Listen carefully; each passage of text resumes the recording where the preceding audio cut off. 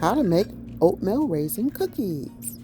To a large bowl, add white granulated sugar, brown sugar, melted butter. Mix well. Add 1 egg,